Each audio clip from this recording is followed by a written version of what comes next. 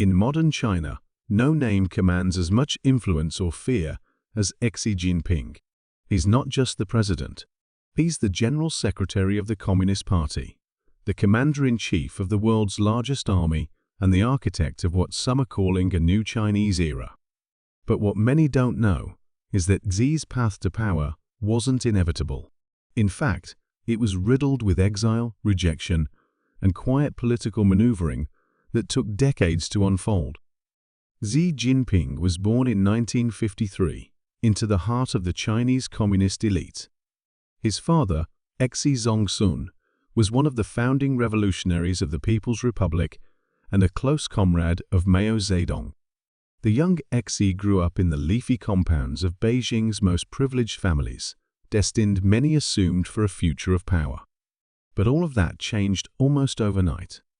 In the 1960s, Mao launched the Cultural Revolution, a radical campaign to purge the party, the military, and society at large of so-called capitalist and traditionalist influences.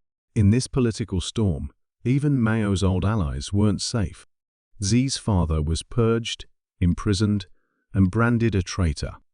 Suddenly, the son of a national hero became the son of an enemy of the people. At just 15 years old, Xi Jinping was sent down to the countryside to a poor village in Shaanxi province as part of Mao's re-education campaign. He lived in a cave home, shoveled manure, and worked in the fields. It was a punishing life for a teenager who once had servants and a driver. But Xi adapted. Years later, he would describe these 7 years as the most formative period of his life. While other privileged youths became disillusioned with the communist system, Xi became more devoted to it. Still, re-entering the political system was no easy feat. His first attempts to join the Communist Party were rejected. The shadow of his father's disgrace loomed large, but Xi kept applying, undeterred. Eventually, after years of persistence, his application was accepted. This quiet determination became one of his defining traits. Xi's early political career was deliberately low profile. He didn't seek the spotlight or make grand speeches. Instead, he took on local government jobs in the provinces Fujian, Zhejiang, and finally Shanghai, slowly building a reputation as an efficient, reliable, and loyal administrator. While others tried to climb the ranks through public ambition, Xi cultivated relationships quietly and strategically, staying out of scandal and aligning himself with key factions within the party. Then came the turning point. In 2007, after a brief but high-profile stint as party secretary of Shanghai, Xi was elevated to the Politburo Standing Committee, China's most powerful political body. His promotion shocked many insiders. He wasn't seen as the most charismatic or outspoken candidate. But that was precisely the point. In a political environment still recovering from corruption and infighting, Xi appeared safe, clean, and ideologically sound. He was, to many, the perfect compromise. By 2012, he became General Secretary of the Communist Party and, shortly after, President of the People's Republic. He also assumed control of the military, consolidating his grip on power within months. At that point, many thought he'd follow the established path, serve 2 terms, maintain collective leadership, and step down in 2022. But Xi had other plans. One of his first major moves was launching an anti-corruption campaign. Officially, it was about restoring trust in the government. But behind the scenes, it was also a political earthquake. Thousands of officials were investigated, arrested, or removed from office, including some of the most powerful figures in the country. These weren't just bureaucrats. They were members of rival factions, military generals, and political challengers. Xi described the fight against corruption as swatting tigers and flies, big and small targets alike. The message was clear. No one was untouchable. The anti-corruption purge did more than clean house, it rewired the power structure.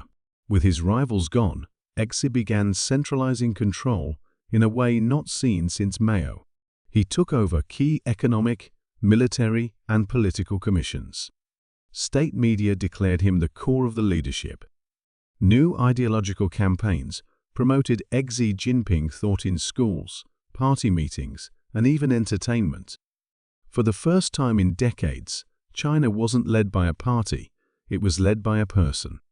In 2018, the world took notice when China's parliament, under Xi's guidance, voted to abolish term limits for the presidency. The move shattered decades of precedent. Xi could now remain in power indefinitely. State media framed it as a necessary step for stability and continuity. Critics called it a power grab. But inside China, dissent was muted. Xi wasn't just reshaping politics, he was rebranding China itself. His Chinese Dream campaign called for national rejuvenation, economic strength, and global influence.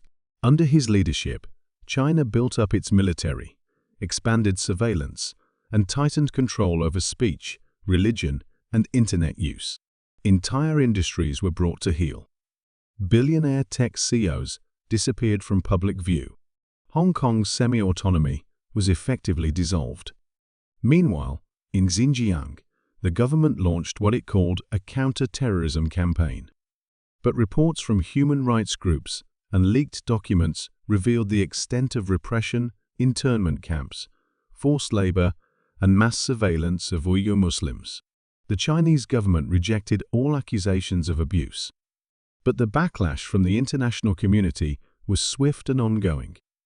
Still, Xi's popularity among many inside China remains strong. He is seen by supporters as a leader who has restored national pride, eliminated corrupt elites, and made China a force to be reckoned with on the world stage. Under Xi, China has challenged U.S. influence, pushed its global infrastructure project, the Belt and Road Initiative, and taken a firm stance on Taiwan, the South China Sea, and trade policy.